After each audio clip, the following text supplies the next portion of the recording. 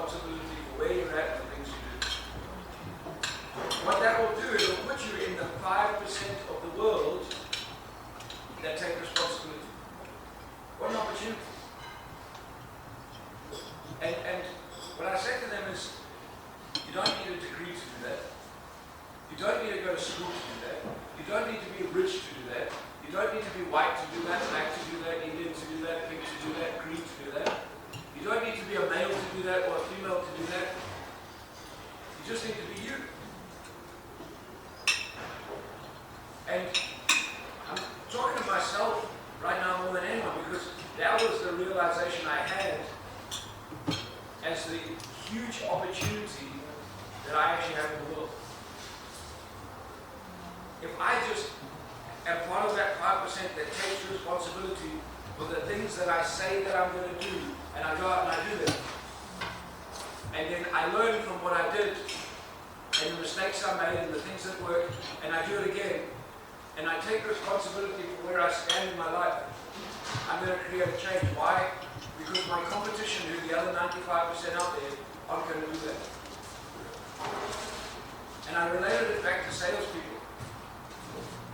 And it was interesting because I was talking to a guy that I did CrossFit with this morning, and I've known him for quite a while. I've never really, I know he has his own business, and I was sitting cycling after our workout, and he was chatting to me, and I said to him, what's your business? And he was telling me about it. I said, how long have you had it? And he told me the background, And he said to me, I said, what did you do before? He said, I was a sales rep. I said, oh, interesting. He said, and we were chatting, and in that he said, one of the biggest things that irritated me when I was working for the company I did is most of the employees complained about why they weren't making money, but none of them were doing the things that they agreed to do. So it was quite interesting because in those simple words, what it actually did is back up my thinking from the day before. I was like, oh wow. And he said,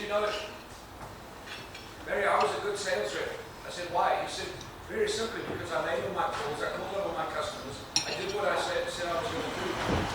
And many of the other salespeople didn't like me because I would set my targets. He said, well, the difference between me and them is they weren't making their calls.